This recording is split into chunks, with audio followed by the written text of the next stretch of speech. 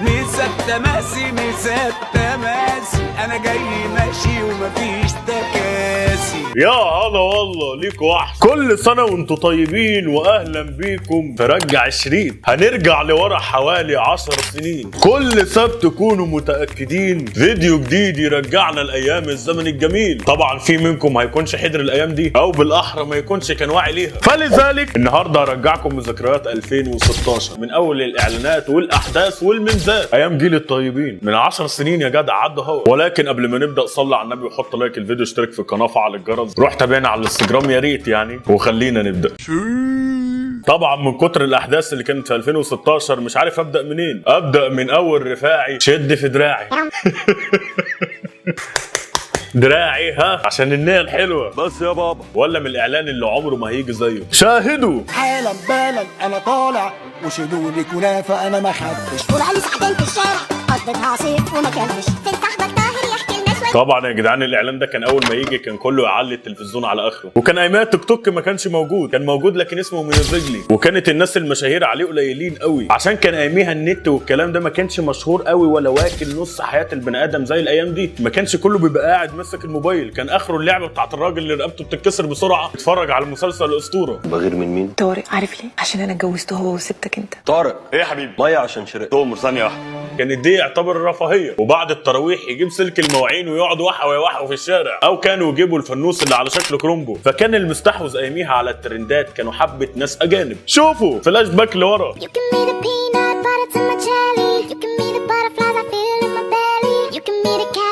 دي كانت بنت اجنبيه واكله الجو ساعتها، اما العرب ما كانوش منتشرين قوي يعني، غير بساوندين يعني، وما كانش بتوعهم برضه. فكان برضه اللي مستحوذ كانت البت دي، وبت تانية كده كانت تقعد تعمل حركات في شكلها عشان خاطر تورينا التغيير بعد شويه.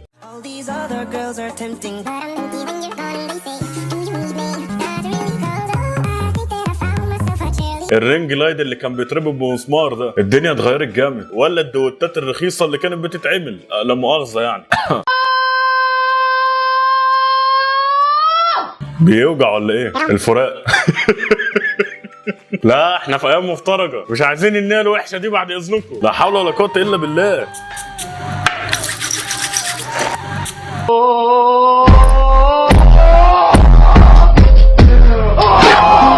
ده كان اياميها الشاب يعني بيعبر عن قهرته بالساوند ده. الزمن الجميل ولا ستوريهات البنات 2016. كانت الحياة ضدي بفن أعشق التحدي. أنا يا سيدي لست مبدعة بفن الغرور والكبرياء. وتنتررارن تنتن كلام عميق. ولا نرجع لزمن شويه لورا، ايام الاغاني اللي كان الواحد يمشي في الشارع يحط الهاند فري في ودنه ويمشي مش شايف حد قدامه. ما في الصاحب بالصاحب ما فيش راجل. راجل أنت عامل ويتعامل طلع سلاحك متكامل. نعورنا عورك ونغوص لك. ولا البرامج اللي كانت بعد الفطار اللي تجيب لك مغص. اتفرج.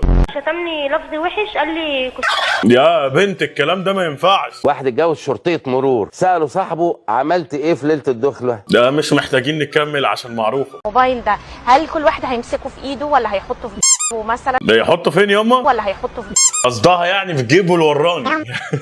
ولا هيشحن ازاي من خلال طاقة الانسان؟ الحقيقه حضرتك يعني الحقيقة هو هيحطه في لا يا باولو في جيبه التاني بقى، مش هما جيبين ورا؟ ايوه واحدة هنا واحدة هنا عشان يبقى اسم العدل. الناس المخربة دي عايزة مننا ايه؟ ادي يا جدعان نبذة عن الاعلام والحاجات اللي كنا بنشوفها زمان. اكيد طبعا الدنيا اتطورت دلوقتي جامد، ولا كانت اشهر واحدة في العرب زمان 2016.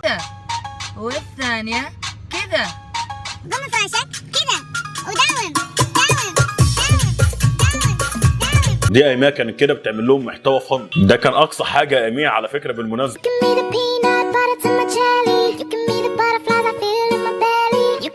ودي برضه بنت امريكيه برضه كانت مشهوره قوي برضه اياميها. انا جايب لكم كل الحلويات بتاعت 2016. ايه الزمن عدى بسرعه يا جدع. خلق اليومين دول. وعلى فكره ده سؤال او انت عيل تسالني بشرب ايه ليه يعني بتاعتك ليك فيها بيض قوي. السؤال ده انا اسف بس بتبسط السؤال ده يا جدعان ايام ما كان في بداياته وكان بيتعرض للهجوم، كان اي حد يكتب له حتى لو كومنت واحد يروح طالع يرد عليه، لحد بقى ما بتتعود على السوشيال ميديا وبتتعود على الانتقاد اللي فيها بتبقى خلاص بقى اتمنت عندك مناعه، بقى اللي يشتمك ويسبك عادي، ما بقتش فارقه يعني. اللي بعده، اولا ده بتاع الجزار، وركزوا معايا في بتاع الجزار. نركز معاك في بتاع الجزار. مش كفايه انت مركز؟ هنبقى احنا وانت. شايفين شكله غامق ازاي يا جماعه؟ استغفر الله العلي العظيم، اني اراعي اعمى البصيره اذا سمع هذا المقطع. وفي ايه؟ في رمضان. شكله غامق كده. انا عايز اقول لك بتاع الجزار ده يعني ممكن نقول السجق بتاع الجزار يعني عشان، لكن لا احنا بنقول بتاع الجزار على طول. ده عن انواع السجق. شكرا. نقول اللي بعده. يلا نعمل الشرموط باللحمه المفرومه. ما فيش طريقه عمل المنيون مثلا؟ اختار اللحمه المفرومه تكون صافيه تماما، ما فيها اي كميه دهن. دي اكله كفيله تفطرك في رمضان، بس اوعى تاكلها قبل الفطار. انت سامع اسم الاكله؟ في رمضان. بالمناسبه يا جماعه في فيديو نزل، اتمنى تروحوا تشوفوه وتقولوا لي ايه رايكم في المحتوى الجديد. يعني حبينا نطلع امكانيات كانت متداريه ورا الكاميرا، فاتمنى تروحوا تشوفوه وتقولوا لي ايه رايكم. اللي بعده، انت وامك في رمضان قبل الفطار.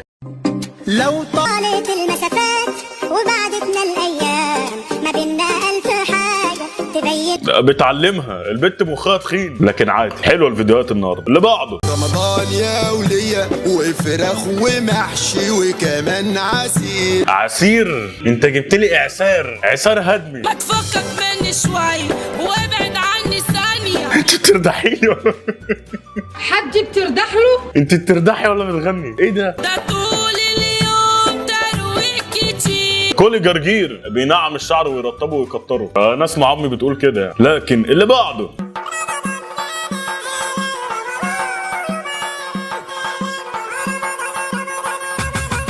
ده بمناسبة رمضان يا جدعان. يعني الواد عامل حلقة الفوانيس في دماغه، مش محتاج تعلق زينة في بيتك، هو معلقة على دماغه. رمضان في مصر حلقة تانية. اللي بعده، انت مستغربة ليه مفيش علاقة بتكمل معاك؟ طريقتك في التفاهم. لا اوعى انت تفكر طولك وعرضك ده ياكل معايا وادفع يالا دي هو قفل لي بودي جارد ولا ايه؟ هقول لك انت يا ابني. البنت التفاهم بتاعها خفيف جدا يعني، ما تاخدوش بالكم. اللي بعده، يا جدع سيب محمد في حاله. اهداف محمد ايه بس؟ سيب محمد في حاله والله. محمد ما بقاش عنده حاجه يا جدعان. محمد ولا عنده اهداف ولا عنده نيله ولا عنده مخطط ولا عنده اي حاجه. محمد عايش بياكل ويشرب وينام. سيبوه في حاله والنبي. اللي بعده، قبل ما يبدأ رمضان احنا مش عايزين اعلانات من النوع اللي هو عاش انت ما فيش منك، انت استثنائي، انت مش زي الباقي، انت سندال وهم بواقي. مش عايزين اعلانات من النوع ده. عايزين تعملوا اعلانات، اعملوا لنا اعلانات اللي انت تحسسونا اللي انتوا مننا. احنا هنساعدوك مش هنفرموك. احنا بصينا عليك الايام اللي جايه بتاعتكم كده نحبوك. طب ما الايام الجايه بتاعتكم يعني انت تقدر وانت تعمل. انت عسل. اللي بعده، ولو ناس يعني ما يضرش انا حالي ما يسرش عدو ولا حبيب، عدو ولا حبيب. دي بتشرح الاغنيه، لكن بعد الفطار يا بنت. اللي بعده، سواقين التكاتك في نهار رمضان.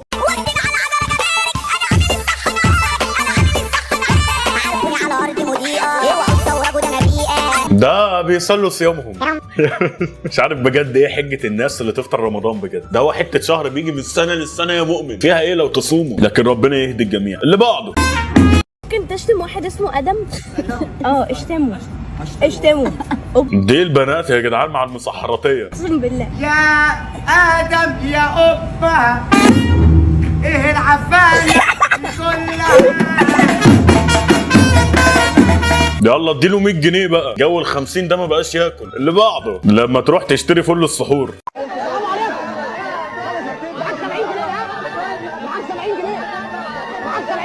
ده يا جدعان منظر مطاعم الفول والطعميه في مصر، لان احنا عندنا في مصر بنسحر فول وطعميه والحاجات دي، ده اساس يعني، فبيبقى زحمه جدا على فكره كل المحلات. لكن اللي بعده، امي جابت لي التليفون من على الشاحن وبتقول لي ماما بترن. بالمكنه البطه خدت اللقطه في الدخله وحواريها. ايوه انا بالمحكمه. يلا اللي بعده، الخبز خبزي ولن يكون خبزك يا حبيبي. انت تمام بجد والله. اللي بعده، ده ما فيش للدنيا معنى لو ما انتش لاقي حتى ما تغيب عليه يفضل يسأل عليه، ودي سنة الحياة نبعد منه ونمشي في مليون اتجاه. الوحدة قد ما هي صعبة لكن لازم تتعود في حياتك على الوحدة، عشان مفيش حد هيكمل معاك في الآخر وغالبا هتعيش لوحدك برضه. اللي بعده،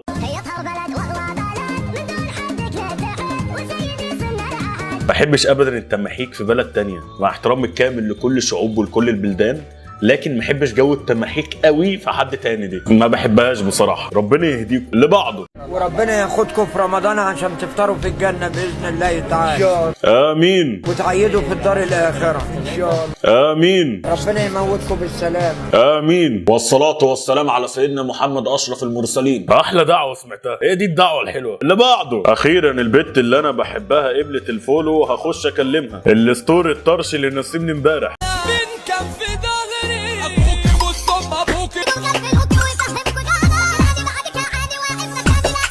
ده بيتدخل فيا لكن عسل وده. اللي بعده الاعلان اللي هيشتغل وقت الفطار وهيخلي نفسك تسد. تلاقي له او سلام بالايد في قلوب بتحس بينا لو حتى من بعيد. ده المعنى الحقيقي لتطفيح اللقمه، النكد اللي انتوا فيه ده بجد. وبكده يا باشا احنا وصلنا نهايه الفيديو، اشوفك على الفيديو الجاي. ولو عجبكم النوع ده من المحتوى ابشروا، كل سبت هتلاقوه عندكم الساعه 9، فانتظروا ان شاء الله فيديو كل 4 وسبت الساعه 9 هنا على قناه الرياكشن. والمحتوى الوثائقي هيكون كل خميس الساعه 9 ان شاء الله. ودمتم دايما في رعايه الله. السلام عليكم.